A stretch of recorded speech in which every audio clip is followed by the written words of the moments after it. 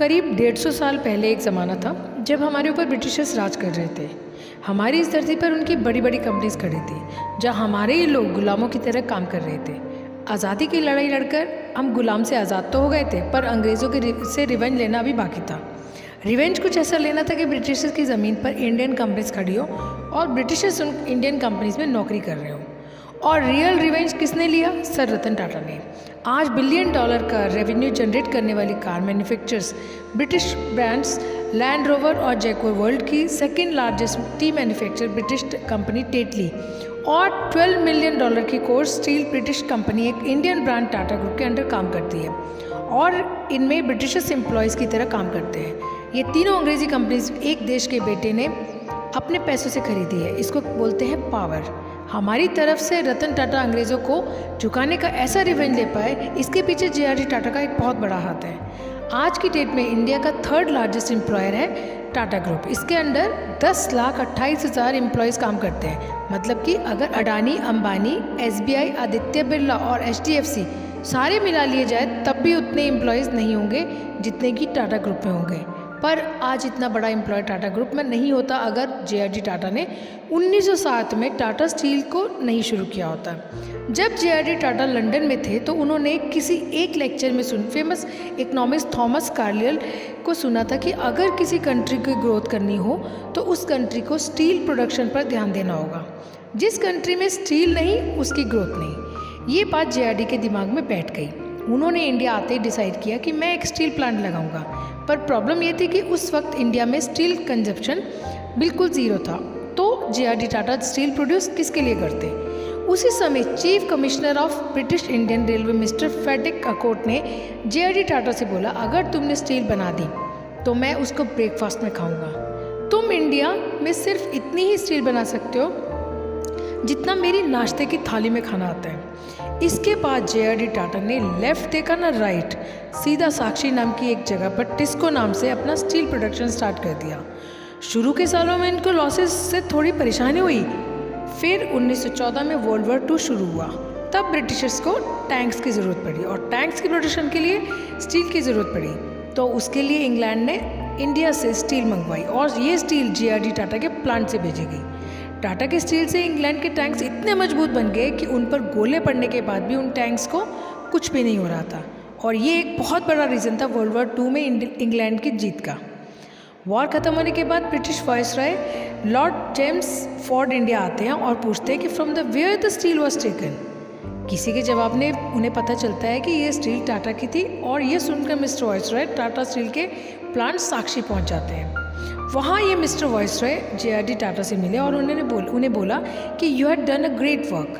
तुम्हारी स्टील की क्वालिटी की तारीफ पूरे इंग्लैंड में है, इसलिए आज से ये साक्षी जगह का नाम बदलता हुआ मैं बदलता हूँ, जिसके बाद साक्षी शहर का नाम टाटा ग्रुप के संस्थापक जमशेदजी टाटा के नाम पर जमशेदपुर रखा दिया गया। और ये एकमात्र ऐसा शहर है जहाँ सरकार की नहीं चलती, क्योंकि यहाँ टाटा ग्रुप की सरकार चलती है। मतलब कि जमशेदपुर में सरकार के सारे काम टाटा ग्रुप संभालते हैं। बिजली, road construction, schools, hospital, water supply, ये सब डेवलपमेंट पिछले 117 सालों से टाटा ही संभाल रही है। सिर्फ इतना ही नहीं, अगर आप गूगल में सर्च करेंगे कि दुनिया का सबसे बड़ा दानवीर कौन है, इंडिया का नहीं दुनिया का, वर्ल्ड का, तो जे.आर.डी. टाटा का नाम ज़रूर आएगा। क्योंकि 8,29,734 करोड़ यानी 8,29,734 करोड़ यानी कि लगभग $102 बिलियन जमशेदजी टाटा ने डोनेट कर दिए हैं। और ये बात 1904 की है। इसके बाद भी आज कितने पैसे टाटा के पास है में ये जानकर आप हैरान हो जाओगे। टाटा ग्रुप का टोटल मार्केट कैप है $382 बिलियन। टाटा का ग्रुप की 29 कंपनीज बॉम्बे स्टॉक एक्सचेंज में लिस्टेड है, जिन्होंने पूरे BSE का 9% होल्ड करके रखा है। हम सबके माइंड में ये थॉट आता है कि यार इतना पैसा है टाटा ग्रुप के पास, पर तब भी इस कंपनी के किसी भी चेयरमैन का नाम वर्ल्ड के रिचेस्ट लिस्ट में क्यों नहीं आता है? तो रीज़न ये है कि टाटा ग्रुप पैसा कमाता है चैरिटी के लिए।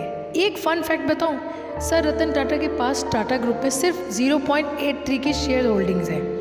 असल में टाटा ग्रुप असली शेयर होल्डर्स टाटा के ट्रस्ट जिसका सारा पैसा चैरिटी में जाता है। सर दुर्लभजी टाटा ट्रस्ट 27.9% की होल्डिंग, सर रतन टाटा की ट्रस्ट 23.6 की holding, GRD Tata trust 4% holding और टाटा एजुकेशन 3% होल्डिंग। अब बात कर लेते हैं टाटा मोटर्स की। ये एक टाटा ग्रुप की एक ऐसी कंपनी है जो सालों तक लॉस में चल रही है। टाटा ने अपनी पहली कार टाटा इंडिका लॉन्च करी थी, जिसने उस समय मार्केट का अच्छा परफॉर्म किया था, पर उतना अच्छा परफॉर्म नहीं किया था जितना टाटा ग्रुप ने उम्मीद करी थी।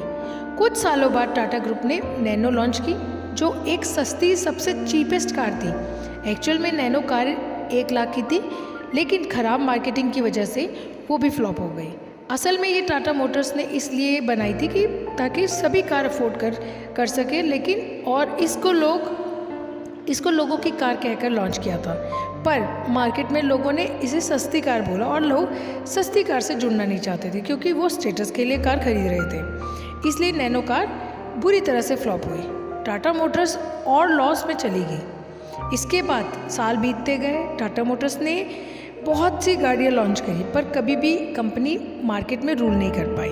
फिर जब कोविड आया, तब टाटा ने ईवी सेक्टर में फ्यूचर देखते हुए इसमें कदम रखा। ईवी सेक्टर में एंटर करने से बाकी सारी कार की कंपनीज डर रही थी, क्योंकि इंडिया में कार चार्जिंग पॉइंट्स इतने जल्दी डेवलप नहीं हो सकते थे। लेकिन टाटा ने कार चार्जिंग का टाटा पावर्स को और कार बैटरीज का टाटा केमिकल्स को दिया, और फिर पहली electronic car Nixon EV launch कर दी, जिसका रिजल्ट ये था कि टाटा ने इलेक्ट्रिक व्हीकल में 72% मार्केट कैप्चर कर रखा है, और फाइनली कार इंडस्ट्री में भी टाटा रूल कर रही है। आज भले आप कोई भी कार ड्राइव करते हो, आपने कोई भी कार खरीद रखी है, इसमें टाटा का बहुत बड़ा हाथ है।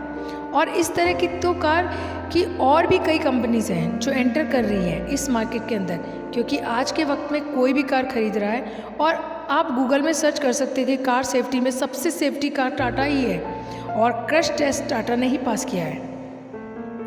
इसलिए आज Tata one of the safest car में जानी जाती है। और अब बात करते हैं कि टाटा ग्रुप की company Tata consultancy service TCS, ये वर्ल्ड की सेकंड मोस्ट वैल्यूएबल कंपनी है। ये आप कह सकते हो कि ये TCS इंडियन इकोनॉमी की बैकबोन है। 2018 में टाटा ग्रुप ने एक फैक्ट शेयर किया था, टोटल इंडियन टैक्सेशन की 2.24 टाटा ग्रुप आती है, मतलब कि 47,000 करोड़ से भी ज़्यादा अमाउंट का सिर्फ टैक्स देती है। टाटा, आपको पता है 2023 का टाटा ग्रुप का रेवेन्यू कितना था? एक बार वीडियो पॉज करके एक बार सोचो, 2023 का टोटल रेवेन्यू टाटा का था $150 billion. And I was shocked जब मुझे पता चला कि जितना प्रॉफिट टाटा ग्रुप एक साल में जनरेट करता है, उसका 68% अमाउंट इस कंसल्टेंसी कंपनी TCS से आता है। इंडिया में पैन कार्ड सर्विस से लेकर आया TCS आज जो NCDL पोर्टल में घर बैठे सब अप्लाई करते हुए पैन कार्ड के लिए, वो TCS ही हैंडल करती है। पासपोर्ट सेवा केंद्र TCS कंपनी हैंडल करती है। आपके पासपोर्ट इजीली बन पाते हैं तो TCS की वजह से। TCS ने न्यू स्टॉक एक्सचेंज NSE को डिजिटली एग्जीक्यूट किया है और इसे डेवलप किया है। असल में इस कंपनी ने पहली बार इंडिया में टेक और डिजिटल इंडस्ट्री को इंट्रोड्यूस किया। 1962 में टाटा ग्रुप के अंडर बहुत सी कंपनीज डेवलप हो चुकी थी, तो उस वक्त JRD ने सोचा कि अगर हमारे एम्प्लॉयज़ इतनी सारी कंपनीज में मैनेजमेंट में लगे रहेंगे तो हम आगे ग्रोथ पर काम नहीं कर पाएंगे। इसलिए उन्होंने टाटा ग्रुप को सभी कंपनीज के टाटा मैनेजमेंट के बहुत बड़े काम को डिजिटली मैनेज करने के लिए एक डिसीजन लिया और RTS यानी टाटा एडमिनिस्ट्रेटिव सर्विसेज को इस्टेब्लिश किया, जिसमें 8 से 10 लोगों की एक यूनिट थी। प्रॉपर मैनेजमेंट वर्किंग्स के लिए ये सब लोग डिजिटल कंप्यूटर्स पर काम करते थे, जो कि JRD टाटा बाहर से इंपोर्ट करवा लाते थे। इसके बाद इस कंपनी ने इतने अच्छे एफर्ट्स दिखाए कि टाटा की सारी कंपनीज स्मूथली ग्रो होने लगी। और फिर कुछ टाइम के बाद टाटा ग्रुप ने सोचा कि TS को एक्सपेंड किया जाए, लेकिन प्रॉब्लम ये थी कि 60 के समय में हमारा देश डिजिटलाइजेशन से दूर भागता था। हमारे यहाँ की सरकार और लोगों को लगता था कि कंप्यूटर्स के आने के बाद में नौकरियाँ चली जाएंगी, जो आज AI की वजह से लोगों को लग रहा है, वो कंप्यूटर की वजह से 60 में लग रहा था। ऐसी कंडीशन में डिजिटल कंप्यूटर्स पर काम करने वाले TS को एक्सपेंड करना बहुत मुश्किल था। इसलिए टाटा ग्रुप ने TS को TCS का नाम दिया। इसलिए एडवर्टाइजिंग इस तरह से की कि TCS एक कंसल्टेंसी यूनिट है जो बड़ी बड़ी कंपनीज को मैनेजमेंट वर्क्स को हैंडल करती है और उनके बिजनेस प्रॉब्लम को सॉर्ट आउट करती है। इस चीज़ से परसूड होकर सेंट्रल बैंक ऑफ इंडिया ने TCS को बुलाया अपने मैनेजमेंट के लिए, और TCS ने तुरंत उनके इश्यूज़ को डिजिटली सॉल्व करने की तरीका दिया। सेंट्रल बैंक ने ओके बोला और TCS के सिस्टम पर अडॉप्ट कर लिया, और TCS ने सॉल्यूशन की वजह से सेंट्रल बैंक की ग्रोथ स्मूथ और फास्ट हो पाई।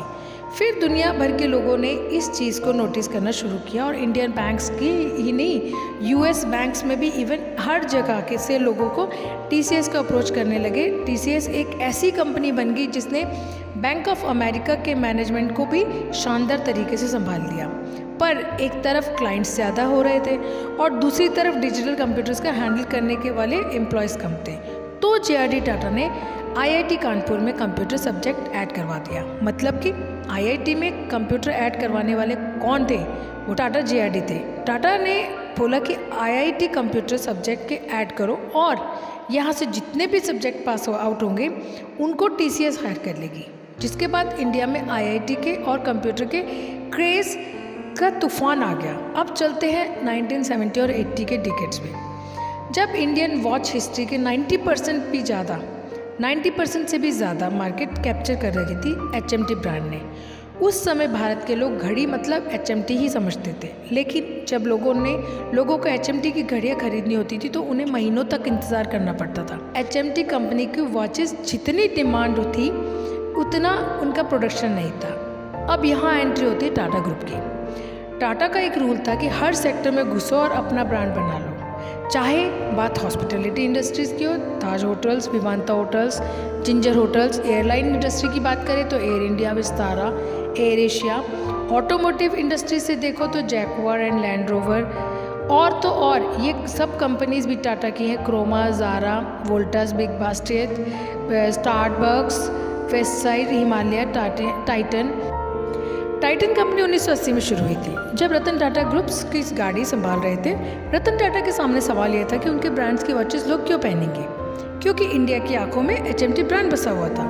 पर एक वीक पॉइंट था HMT ब्रांड का, जिसको रतन टाटा के बिजनेस माइंड ने पकड़ लिया। HMT की घड़ियाँ मैकेनिकल चलती थी और हर वक्त एक्यूरेट टाइम नहीं बताती थी। इनमें बार बार टाइम सेट करना पड़ता था और बार बार चाबी भरनी पड़ती थी। ये घड़ी लोगों के लिए लॉन्ग टर्म ड्यूरेबल भी नहीं थी, इसलिए टाटा ग्रुप ने टाइटन ब्रांड को वॉचेस क्वार्ट्स मॉडल में डिज़ाइन करी और वॉचेस के अंदर बैटरीज डाली, जिससे ये एक्यूरेट टाइम बता सके और लॉन्ग टर्म ड्यूरेबल भी बन सके। अब टाइटन ने अपना प्रोडक्ट तो बना लिया, लेकिन सवाल ये था कि लोग टाइटन घड़ी क्यों पहनेंगे।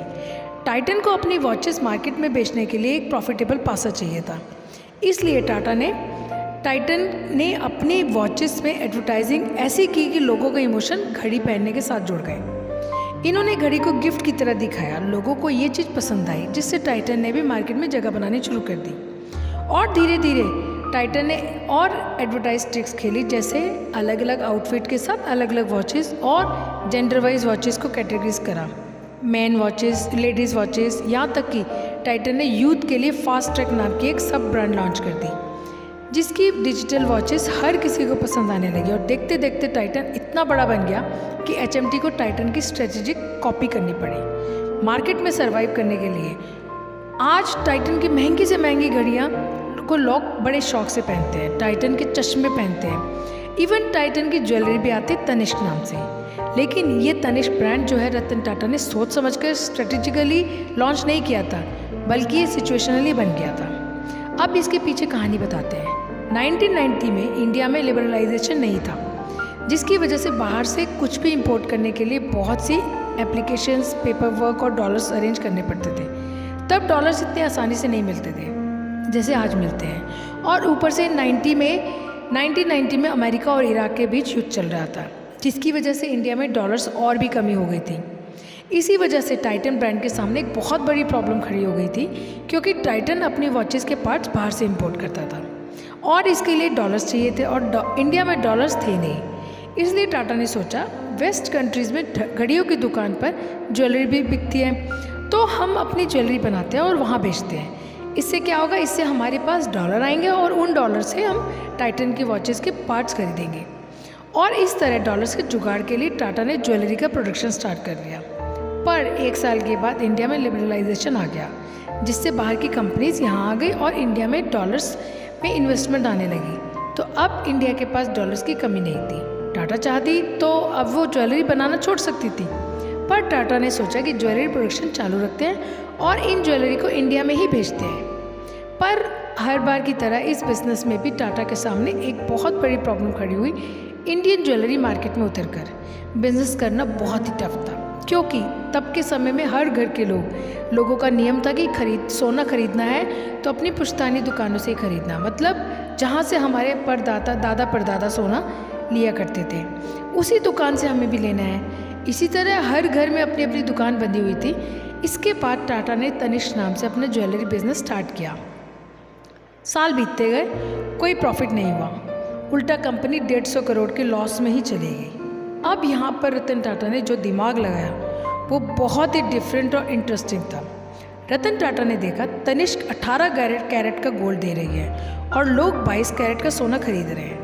तनिष्क 18 कैरेट्स का गोल्ड इसलिए देती है क्योंकि इनकी ज्वेलरी में डिज़ाइनिंग वर्क बहुत होता है और अच्छी डिज़ाइनिंग कम कैरेट के गोल्ड में भी होता है, पर इंडिया में लोगों को डिज़ाइन नहीं सोना चाहिए था। इसलिए टाटा ने सोने को 3 कैटेगरी में बांट दिया, 22 कैरेट, 20 कैरेट और 18 कैरेट। और फिर अपने तनिष्क के हर शोरूम में गोल्ड क्वालिटी चेक मशीन लगवाई और लोगों के सामने एक ऑफ़र रखा कि come to Tanishq and check the quality of your gold for free. Offer देखकर तनिष्क के शोरूम पर लोगों की भीड़ लग गई। आज सब अपना अपना सोना लेकर क्वालिटी चेक करने के लिए वहाँ पहुँच गए और क्वालिटी चेक करने के बाद लोगों ने पाया कि उनके सोने में उतने कैरेट का सोना था ही नहीं जितना उन्हें दुकानदार कहकर बेचता था। इस पॉइंट पर लोगों का ट्रस्ट अपनी अपनी दुकानों से टूट गया। इस चीज़ को देखकर टाटा ने नेक्स्ट स्ट्रेटजी क्या बनाई, इन्होंने लोगों को ऑफ़र दिया कि अगर क्वालिटी चेक करने के बाद में आपके सोने में 2 कैरेट की कमी है, मतलब दुकानदार ने आपको 22 कैरेट का सोना कहकर बेचा है और असलियत में वो केवल 22 कैरेट का ही निकला है, तो आप हमसे 20 कैरेट को 22 कैरेट में फ्री में हमसे एक्सचेंज कर सकते हैं। फ्री में, बस आपको ज्वेलरी मेकिंग चार्जेस देने होंगे। इससे टाटा को 2 फायदे हुए। पहला, तनिष्क की सेल बढ़ गई, दूसरा लोगों का ट्रस्ट गेन कर लिया, जिससे तनिष्क के large number of customers fixed हो गए। और देखते देखते जो कंपनी कभी 150 करोड़ घाटे में थी, उसी कंपनी का अभी पिछले साल का टर्नओवर था 31,897, यानी 31,897 करोड़। सो ये वीडियो आपको कैसी लगी कमेंट बॉक्स में ज़रूर बताइएगा, और पूरी वीडियो देखने के लिए दिल से धन्यवाद। और मैं हमेशा कहती हूँ अपने माता पिता को समय, सम्मान और प्यार ज़रूर दीजिए। जय श्री राम।